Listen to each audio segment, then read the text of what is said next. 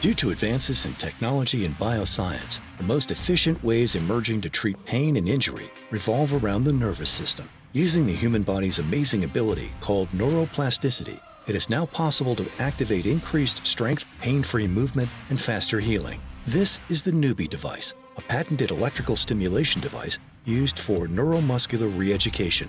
While conventional treatments for pain and injury only manage symptoms, the Newbie device allows you to work at the source of the problem. Using this approach, 90% of individuals notice meaningful progress in the very first session, and evidence is showing those early results also lead to faster overall recovery from most injuries and surgeries. There's finally help for people having difficulty recovering from injury, living with chronic pain, or experiencing challenging neurological conditions. Ask your doctor or therapist about the Newbie from NewFit, accessing the power of the nervous system to improve outcomes. Every day at Permobil, we are helping families battling disabilities throughout the world. Our company was founded under one belief that every person has a right to independence and mobility, and that idea is as strong today as it's ever been. Our passion goes into building wheelchairs and complex rehabilitation accessories so that every product is customized for every individual's needs. We are so passionate about giving back to organizations such as Team Luke Hope for Minds that in 2017 we started the Permobil Foundation so that individuals can live a life without limitations. The Permobil Foundation helps them by sponsoring fundraising events, by building accessible playgrounds, and by providing donations such as equipment so that these individuals have access to their independence and mobility. Permobil and the Permobil Foundation are honored to partner with Team Luke Hope for Minds in their efforts to support families and children battling brain injury.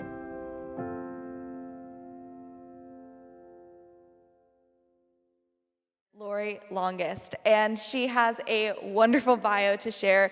And so to begin, she is a developmental pediatric physical therapist. She began her MNRI training in early 2010, and since then she is a core specialist instructor and lectures regularly for the Mozgatova Integrative Neurodevelopmental Sciences Group. So she's currently researching the effects of MNRI post-NFD with Dr. Mozgatova herself and organizes the MNRI family conferences for NFD and HIE patients. So I will go ahead and let her take the stage now. Go ahead, Laurie.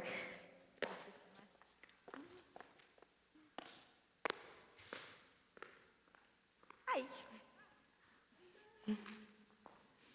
Hello, it is an honor to be here.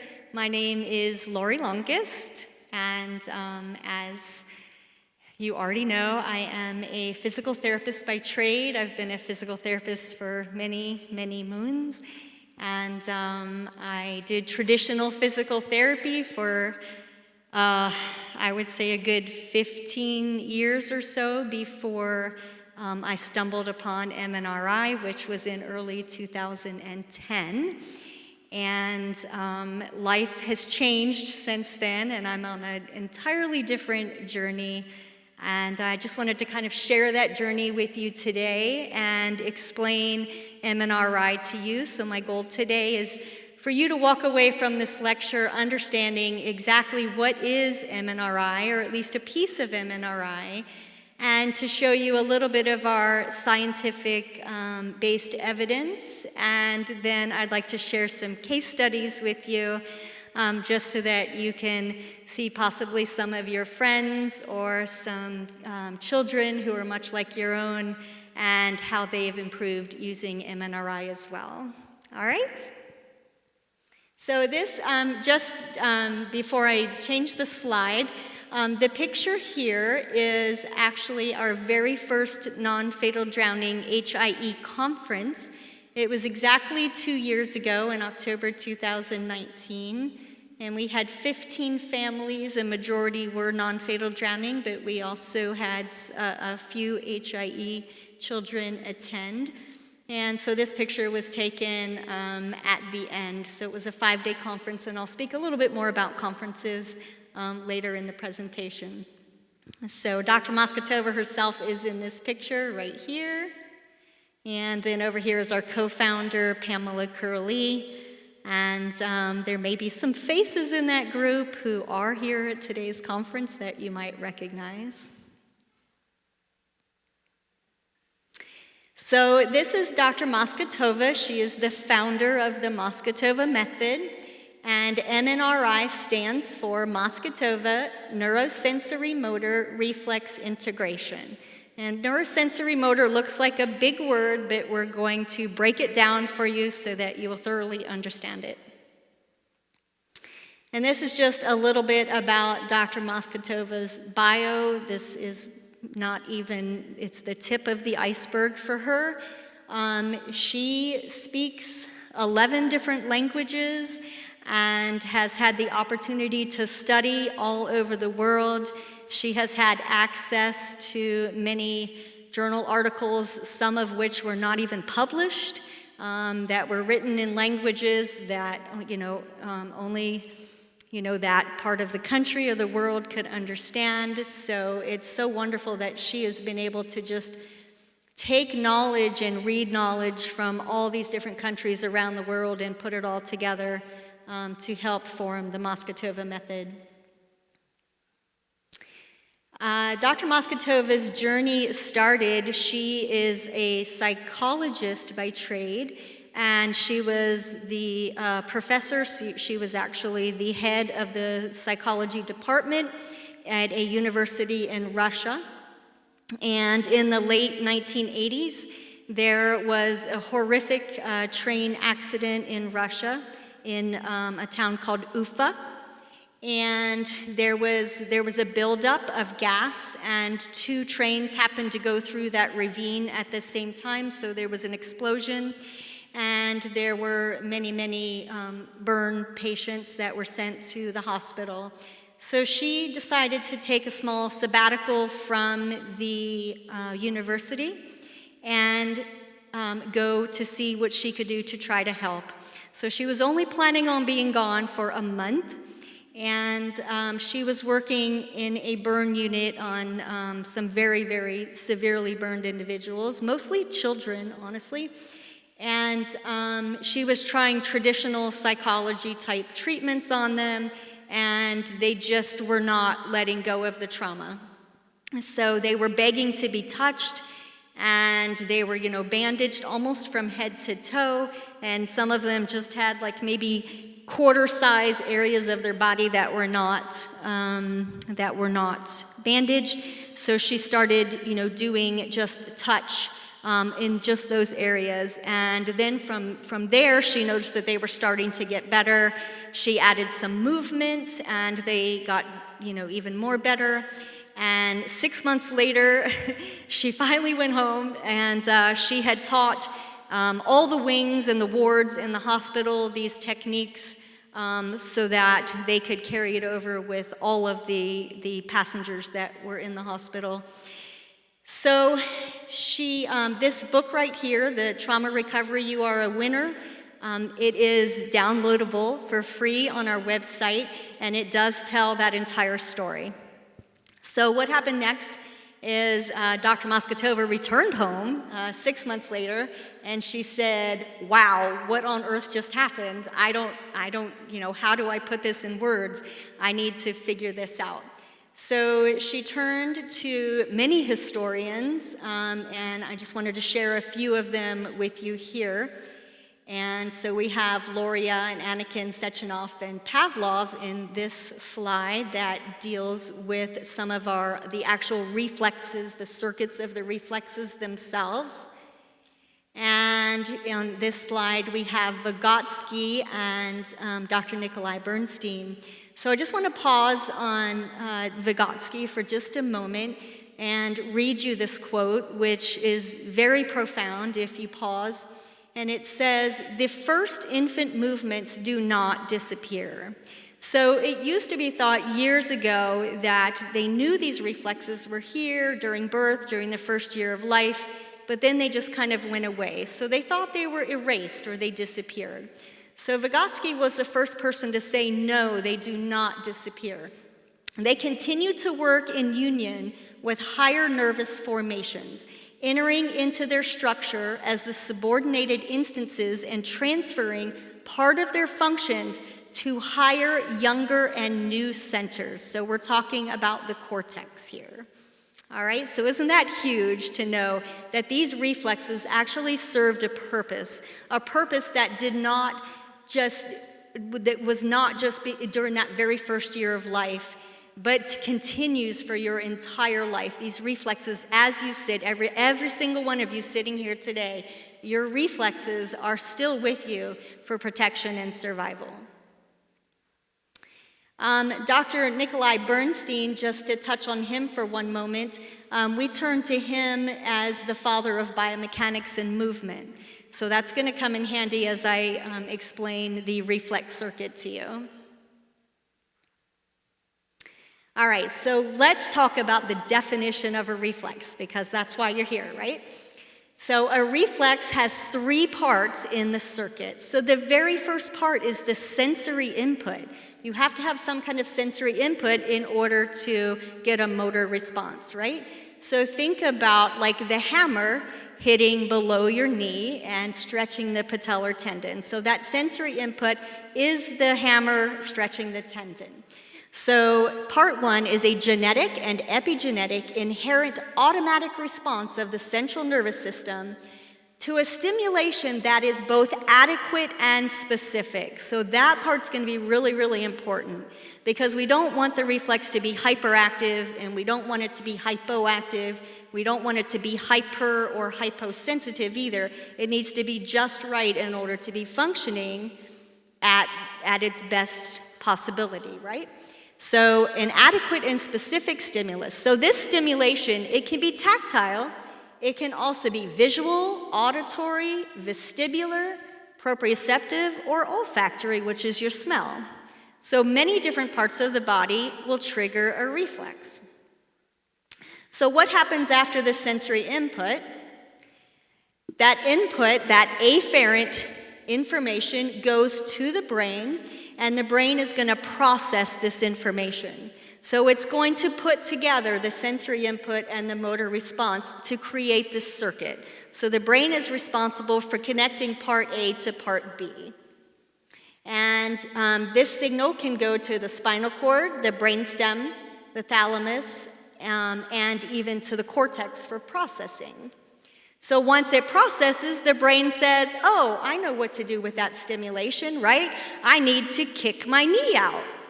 So that's part 3. So part 3 is when the brain sends what's called an efferent signal. This is the motor signal to get the motor response. And this response can be dynamic, like kicking of the foot, or it could even be postural, where you go into a position and you stay. It's more of a static response, right? It can be glandular, it can be pupillary with the eyes, it can be tympanic with the auditory system. But again, the response has to be adequate and specific.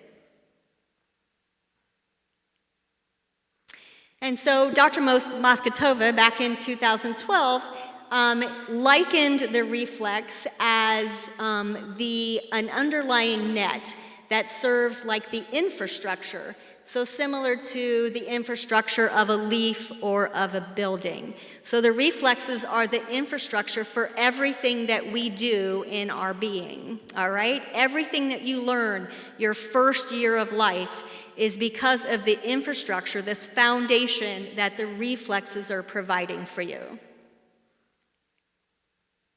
So what are the goals of these reflexes? From birth to 4 months, the goals are about protection and survival. Because what happens? You know, you're in this nice, cushy environment, floating in this amniotic fluid. You have no idea what gravity is. You have no idea, you know, how loud a sound can be or how bright a light can be. I mean, you get a little bit of that information, but not obviously to the extent that you would get it once you're out in the environment. So the first few months of life, those reflexes are there for protection and survival. They are what is going to help you learn how to take in nutrition, right? That's the most important thing in life, is taking in nutrition and I would say breathing.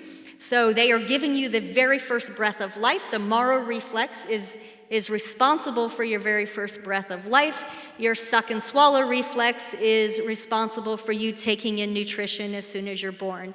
And from there, the reflexes, those first couple of months of life, are there to help you learn about gravity and about sounds and about vision and about knowing where your body is in space, right? Because you no longer have boundaries. So all protection and survival. But then after about, the 4th month or so, then they kind of take a turn and they start working for development. So think motor development typically comes first. So we're looking at, your head writing and being able to hold your head up and eventually being able to roll over and prop in prone on your stomach, right? And eventually being able to sit and crawl and walk.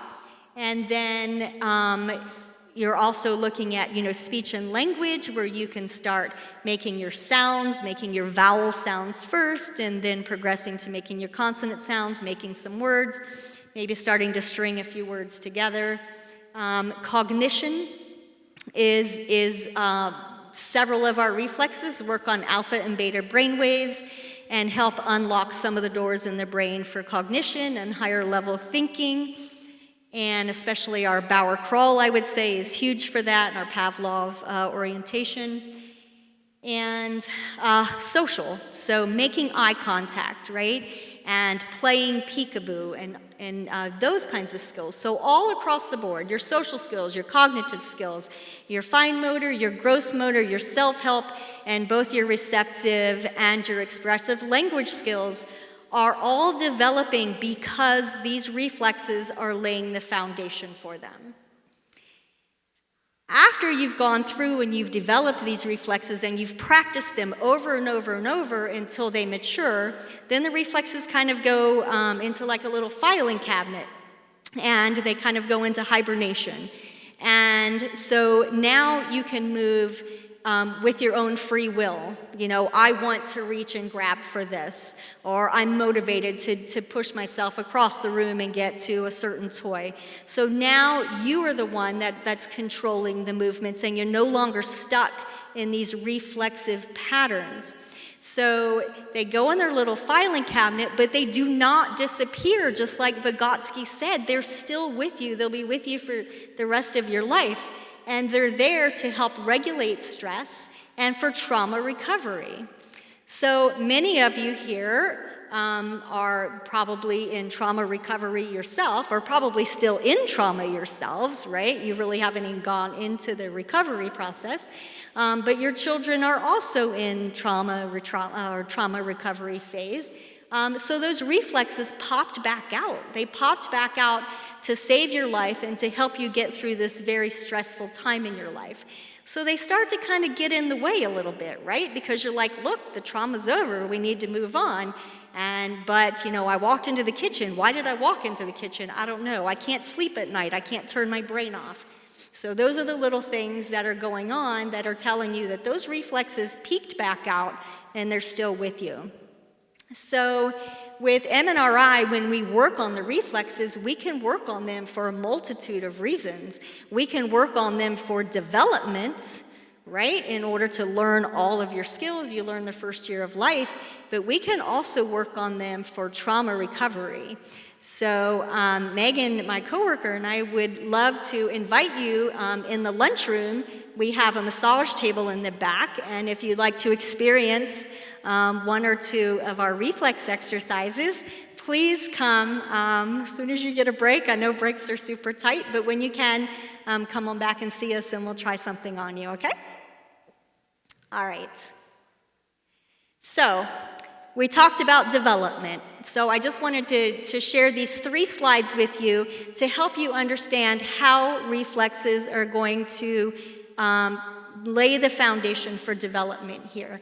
So I'm going to give this to you from 2 different perspectives. So the very first perspective is sitting. So I've taken a skill. I've taken a developmental skill.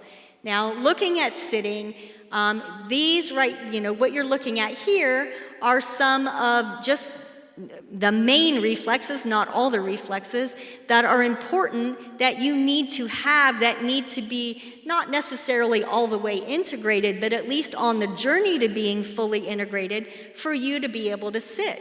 You have to have your spinal Perez reflex. Your spinal Perez reflex is the reflex that gives you this nice trunk extension, right? So that you can be upright, your shoulders can be back, you can have nice head righting and look around instead of being slouched over in that kind of posterior pelvic tilt. Spinal galant, that's a reflex that works with side-to-side movement of the spine.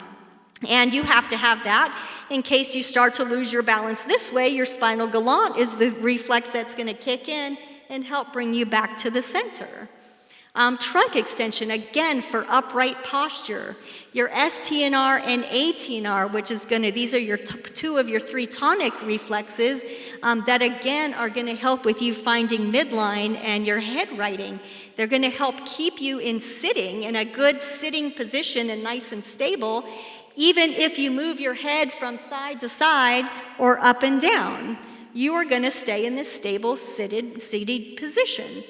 And of course your body and your head righting, and then you have to have that relationship with gravity that you learn the first couple months of life in order to be able to sit with stability and maybe play with a toy or eat a snack or, you know, use your hands functionally, or again, use your head functionally to be able to look around the room when mom or dad calls you. So let's look at it from another perspective. So this time I wanted to present the spinal Perez reflex. So I already talked to you a little bit. So spinal Perez reflex, you get a stroke up the spine, and then you have this response where your body goes into this anterior pelvic tilt, and your chest opens and your knees bend a little bit. All right? So what if spinal Perez has not integrated? What developmental pieces and parts and skills are you going to be struggling with? So that's going to be your prone propping up here, because when you are propping on your stomach, if you cannot have this nice curve in your lower back that spinal Perez offers for you, and you're stuck in more this posterior tilt, your body isn't even going to be flush on the ground, and your body weight is going to be shifted all the way up to your arms, and that means your shoulders are way up here, and you're trying to lift up your head, and you're only trying to lift up your head from the very tippy top of your cervical spine. You need your entire cervical spine to be able to lift your head up and look around. So we need that spinal Perez reflex to shift your weight back to the sacrum and be able to have a nice contact with the surface of what it is that you're propping on. So the next skill I just had here was fine motor or fine motor eating and breath support, which of course is, I talked about that chest opening. And then for doing fine motor and eating, you have to have a nice upright posture, right? And we already talked about how spinal Perez is important for sitting. Spinal Perez is also going to be seen in that quadruped position in order to crawl, and then in a standing position in order to walk. So let's look at these pictures here with, did I go up too many? Nope, that was perfect. Okay, so here we are. I have a couple pictures here without spinal Perez and a couple pictures here with spinal Perez, just so that you can see the difference. So in my friend that's up here in this slide, you know, this was day one of one of our 5-day conferences, and I mean, this, you can see just how tight her body is. I could not get her stomach on the ground. She was a board, everything through here. I could not get her shoulders up. She was as stiff as she could be. And then my friend down here you can see how his weight is shifted so forward. His arms are tucked underneath him, and his shoulders are in front of his arms, and all of his weight is here. So he's struggling to get that head in that position because he's not using all of the entire length of his cervical spine. So then after you're doing some Perez, you are looking at, so you can see this nice relaxed position of this little girl here. She's able to turn her head, her legs are in a relaxed position, and you see this little bit of a sway back right here, which is that anterior pelvic tilt. And then the same thing down here for this friend. So this is the same little boy. So here he was on day 1 of the conference. You see legs are crossed and he's stiff as a board here.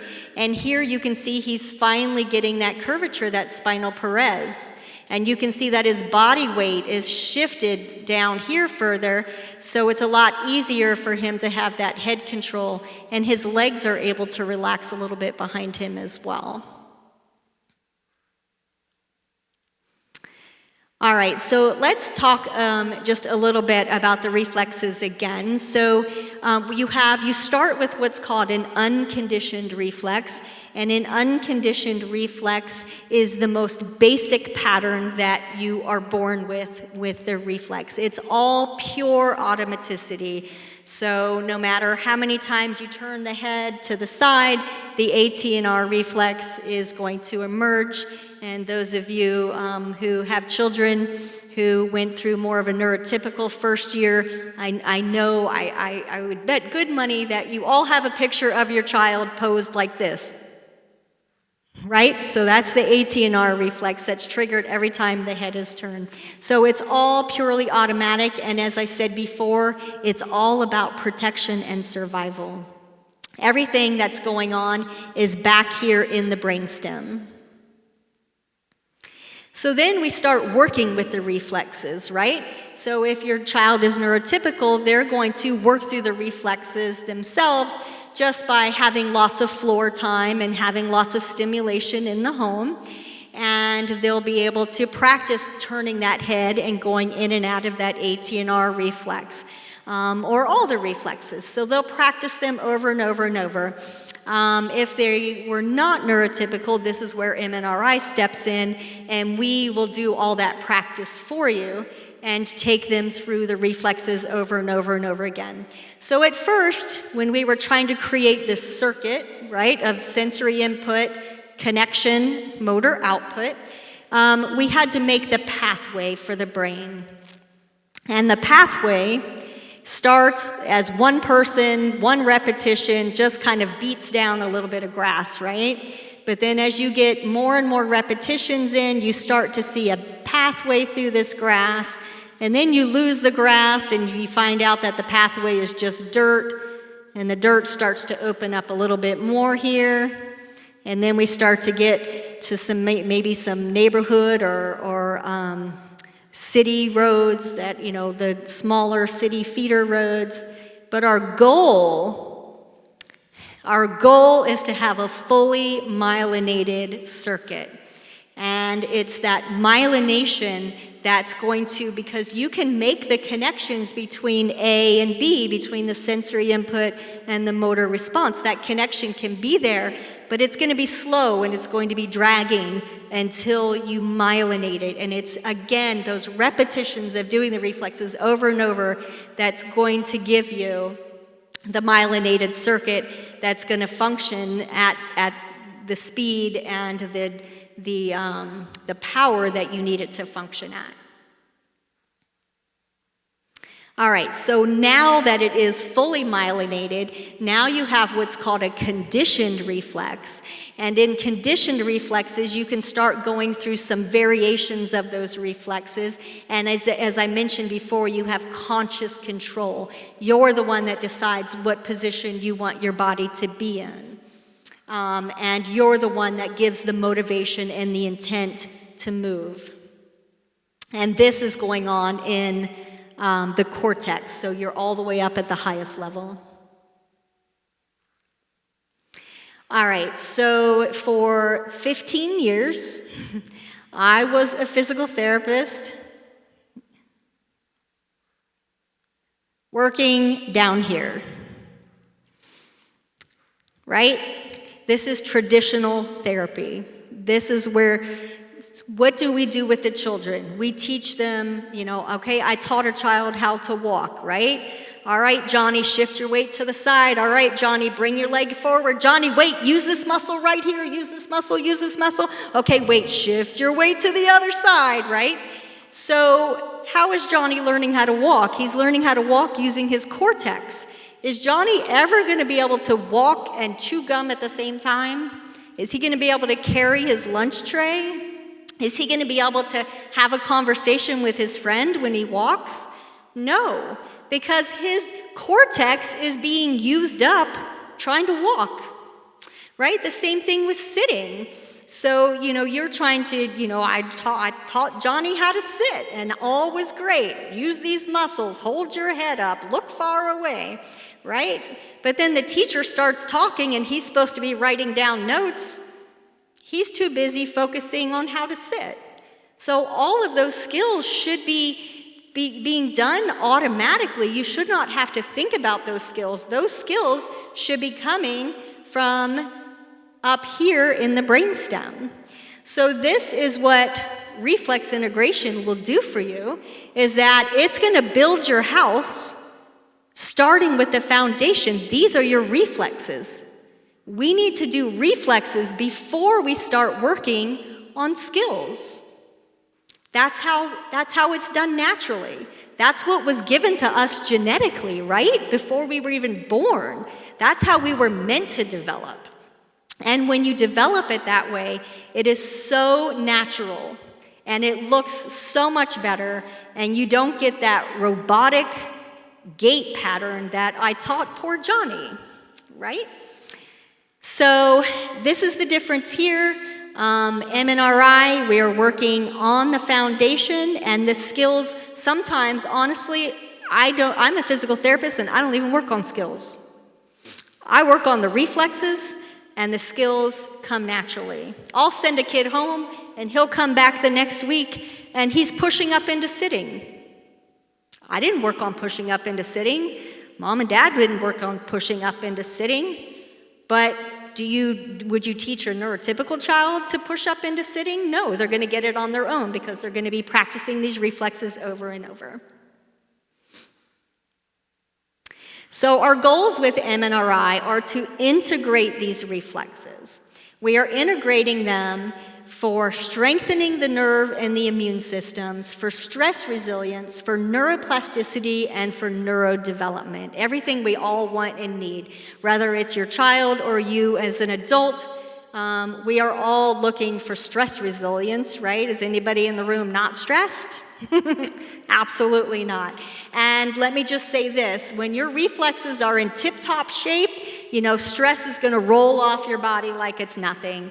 But when your bucket is full, and your reflexes are not in tip-top shape, and your bucket is full, you're going to literally have that straw that broke the camel's back kind of a situation, right? And everything, you're going to cry over spilled milk. Everything is just going to get to you. So you want to work on your own reflexes. I know Dr. Crawford this morning mentioned put your own oxygen mask on first, right?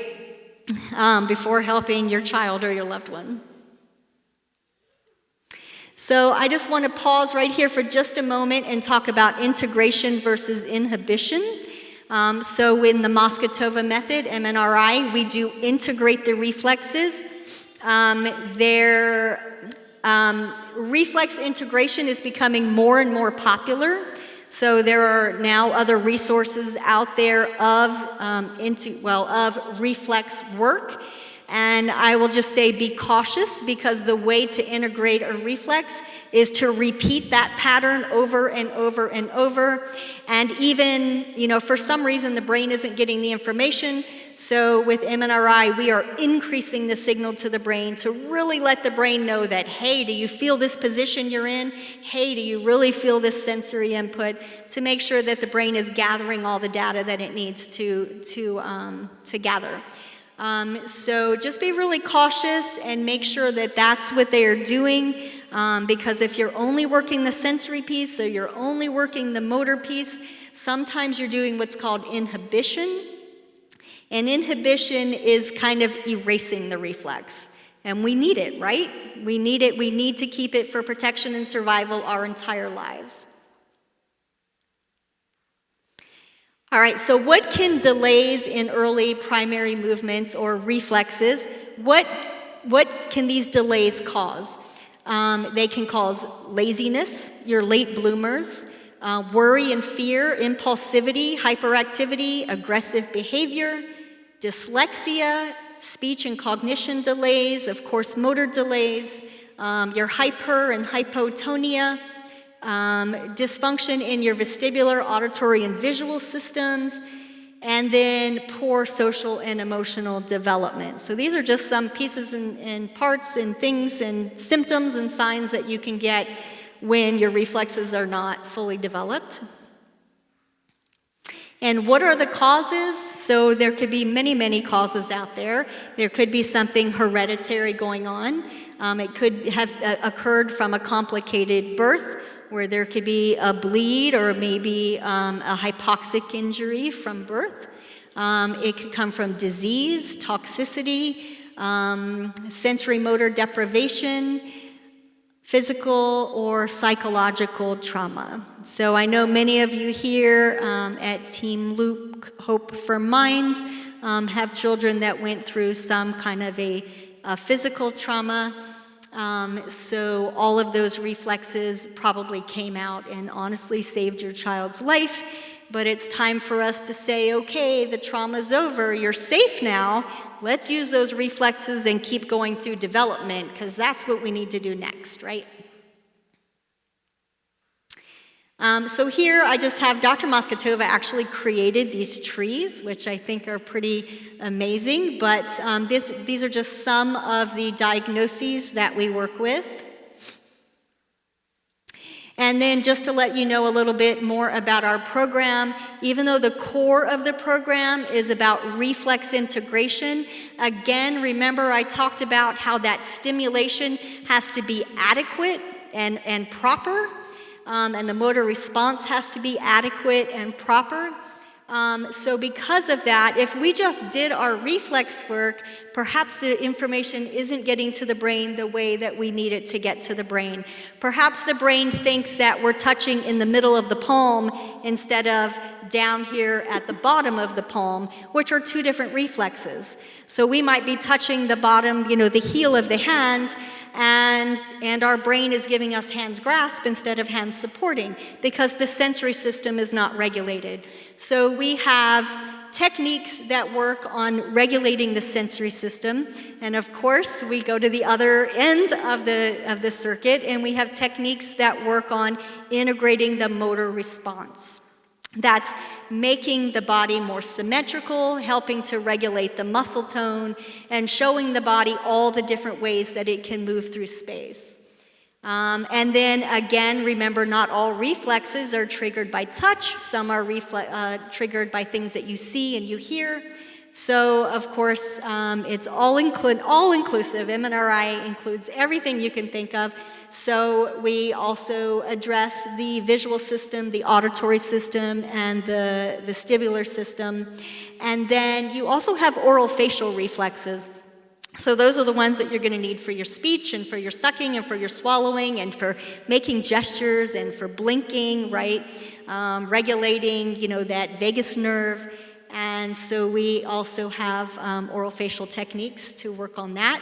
And then there are reflexes that you actually have different reflexes throughout life. So we have programs that address all the reflexes, your lifelong reflexes that you get after birth, which is, again, helping with your relationship with gravity.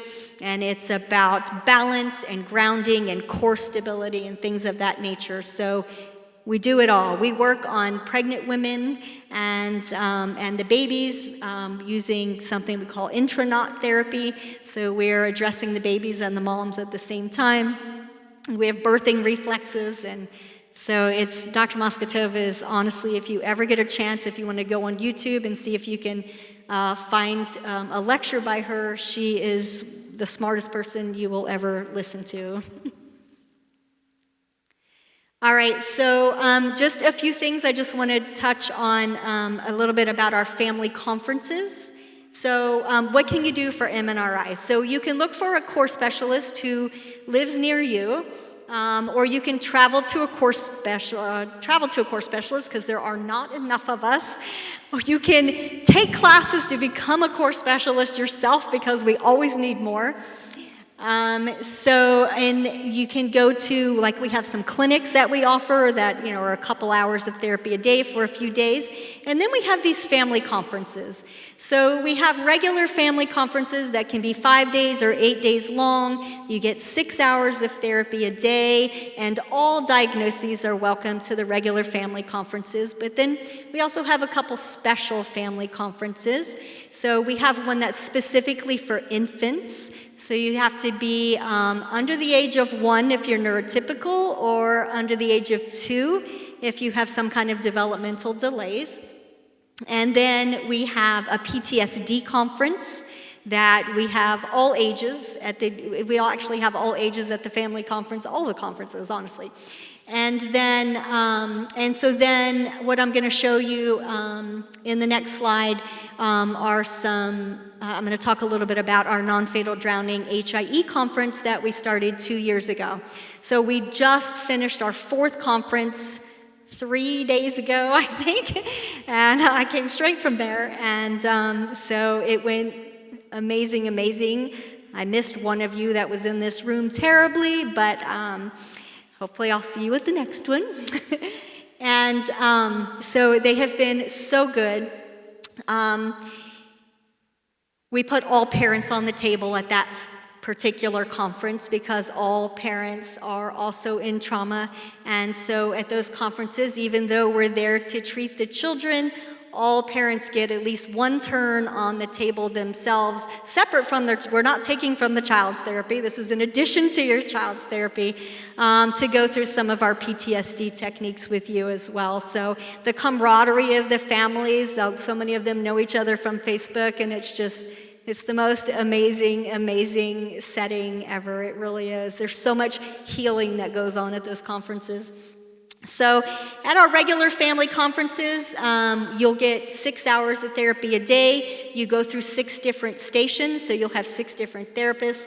And again, we are trying to work on reflex integration by all-inclusive with everything, right? So you're going to get the neurotactile station, which helps with the sensory system, neurostructural and archetypes, which is going to work on that motor response, the oral facial, the auditory, the visual reflexes, the repatterning, that is the reflex work itself. And then we rotate through several special protocols that could be for the basal ganglia, or for breathing, or for the trauma, or our non-fatal drowning HIE protocol. All right? And so the goals that we had at the non-fatal drowning HIE conference, the goals were, so many of our clients were in that decorticate and decerebrate posturing that Dr. Crawford mentioned this morning, where you're posturing here or here. So we wanted to diminish the posturing, activate breathing, because every single one of them, the trauma came from lack of oxygen. We wanted to create positive survival skills, because remember, we cannot move into development until we satisfy the brain and let it know that it's safe, right? We've got to work that protection and survival first, calm everything down, and then we can move on to development. So we want to establish the functions and links between the body planes, the process, facilitate neuroplasticity, and lay the foundation for the developmental skills, which is why everybody comes, right? But we really can't, we're not going to see huge changes in the developmental skills until we take care of protection and survival and take away all those negative anchors and give you positive inner strength and make you feel safe. All right, and so this is just a picture, so you know, decorticate posture with the arms up and the legs straight, and you can see this was a non-fatal drowning child here that was completely bent over, that after, I believe that was actually an 11-day conference in Poland that child went to, and straightened, I'd say, about 60% out of that posture. So that was a protection and survival posture. And then decerebrate, which is more about extension. And up here, you do have elbow flexion, but you still have that extension and the scapular retraction going on in the back. And sometimes you get really, really hyperextension back here of the spine. And so this slide is pretty busy, and I won't spend a lot of time on it, but I just want to say this. There's so much excitatory information going on in these kids, and you have to teach inhibition. And the way to teach inhibition is through reflexes, because every time I go to flex my bicep muscle, right, my brain also sends a signal to my triceps telling my triceps to relax. And that's the piece that's so hard for these kids to understand, is that inhibition. It's the piece that they're not getting. So everything is excitatory and they're stuck and they can't move because all muscles are firing at once, just like everything's firing at once in the brain that's causing the seizures. So we have to get and teach them inhibition, and reflexes are the way to teach inhibition. All right, so just a couple more slides because I think it's almost time, but we started late, so. So these slides here that you'll be able to go back and watch the video for, just this was I'm trying to think of the word now. I was thinking about leaving. So a research project we did on clients, 53 clients with cerebral palsy, 79% of them. We looked at QEEG, which is brain mapping, on day 1 and day 5 of our conference, and 79% showed positive changes. I'm not going to pretend like I can read this, but I will tell you these are the different brain waves: alpha, beta, delta, theta, and high beta. And you read across here the before and after. Green is good, red is bad, so you can see the changes here. And on this one, you see even huge changes. This was actually someone with autism and ADHD, but you can see all of this red here completely turned to green and yellow. So huge changes in brain mapping. These are your brain waves. And then we also, at the same research project, we were looking at neurotransmitters. And so there's some of the data on the neurotransmitters. And we saw a positive change in dopamine, serotonin, taurine, norepinephrine, and the PEA. So what does this mean? It means regulation of stress hormones, regulation of neurotransmitters, reduction in that excitability that I was just talking about, and reduction in the inflammatory response. And so now that you kind of, saw what was going on the inside to the brain, I just wanted to share a few pictures with you of what you're going to see on the outside as a result of all those great changes. And so you remember the little girl here that I showed you, that I could not get her to bend her knees, and she was so stiff. Right, so here she is on nice bent elbows and bent knees at the same time. Here she has beautiful weight bearing at the same time that she has the knee flexion. She has a little bit of ATNR kicking in there. Her head's a little bit rotated. If you can see, the chin is a little bit rotated towards that left side. This arm is nice and straight, but this one's a little bit bent. That's that ATNR reflex that's still in there. But look, amazing. So here she was, could not bend her at all, and here she is on the last day of conference. All right, and this is another friend of mine. It was really dark when I took this first photo back in 2 years ago, but you can kind of see like her legs are crossed here, and she's not sitting upright. She has that posterior tilt. She's having a hard time grabbing that ball because of the position her body's in. And here you see her crisscross applesauce. Perez has kicked in, right? Spinal Perez, so that chest is nice and open, and she's able to hold the ball and hold her head up in midline with a little bit of support from me behind her there. And then this is another friend of mine who I tried to roll over on the first day of conference, and she again was stiff as a board. And at the end of conference, I was able to bend the leg, bring it over, so you can see there's a twist in the body because that shoulder's going backwards, this hip is coming forwards, and then she brought this arm over herself to finish and complete the roll. And so here's another friend of mine who I could not get upright on the very first day. He was really thrusting forward and extending his legs, no activation of head riding whatsoever. And here he is on day 5 in quadruped position, right? How amazing is that? He's weight bearing on both his hands and his knees, and he has head riding. He's got the head up all by himself there. All right, so 2 more slides. This is an HIE friend of mine, and on day 1 I stood him up, and he was again pushing backwards. You can see I really had to hold him here because everything was thrusting backwards. You can see the arms are drawn in, and he really didn't have any weight through the feet, honestly. And afterwards, nice relaxed feet, standing up nice and tall, and improved front to back midline. He's not thrusting back anymore. And then here he is again. I looked at how much he could also flex forward, and I could not get any lifting of the rib cage there. He was so stiff, flat back. And on day 5, we had this nice lift.